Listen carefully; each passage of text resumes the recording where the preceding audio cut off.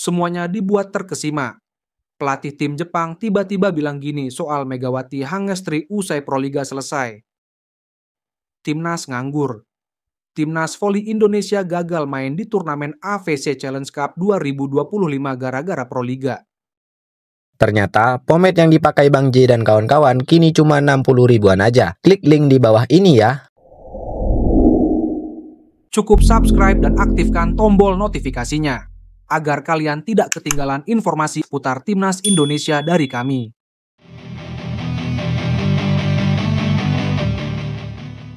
Semuanya dibuat terkesima. Pelatih tim Jepang tiba-tiba bilang gini soal Megawati Hangestri usai Proliga selesai.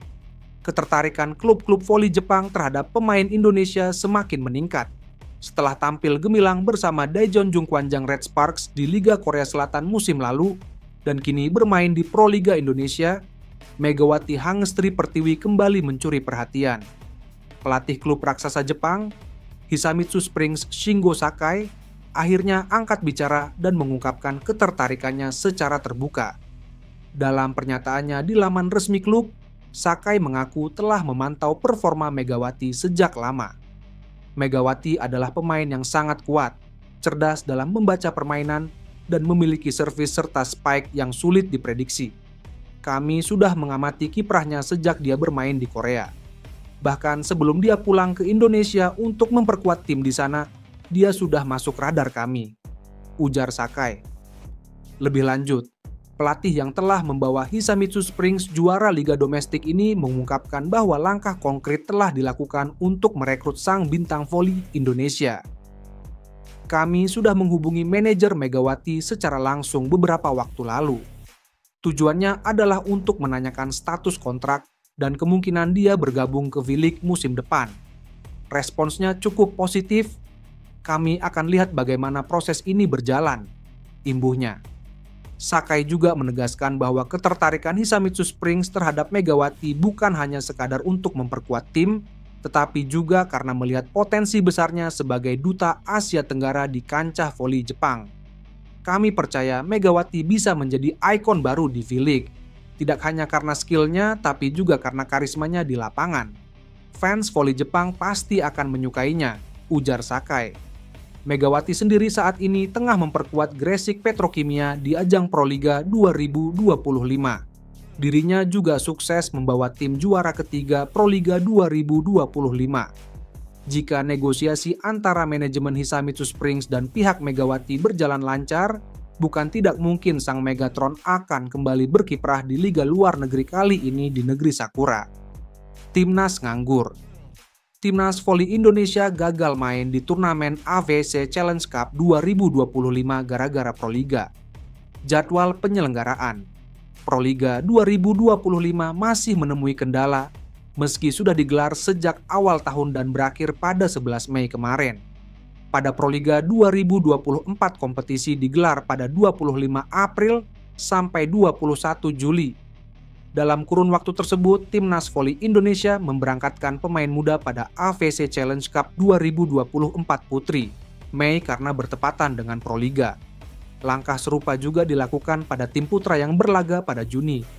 Tahun ini jadwal memang sudah diubah, tetapi Indonesia tak punya wakil pada AVC Champions League 11-18 Mei karena bertepatan dengan Grand Final Proliga 2025. Sebenarnya sekarang ini kejuaraan antar klub Asia di Jepang. Waktunya memang tidak bisa disesuaikan. Kami berharap juara Proliga tahun ini bisa ikut berpartisipasi tahun depan, kata Kabid Kompetisi PBVSI Reginald Nelwan kepada media. Reginald menjelaskan bahwa AVC selaku Konfederasi Bola Voli Asia memberitahu jadwal turnamen yang masuk dalam kalender AVC. Mereka biasanya memberitahu seperti tahun ini setelah kami bikin jadwal Proliga. Kami kadang-kadang juga bingung, tapi mereka juga cari peluang untuk turnamen itu tetap bisa dilaksanakan, ujar Reginald. Masalahnya itu. Jadi saya pikir sih itu win-win solution ya.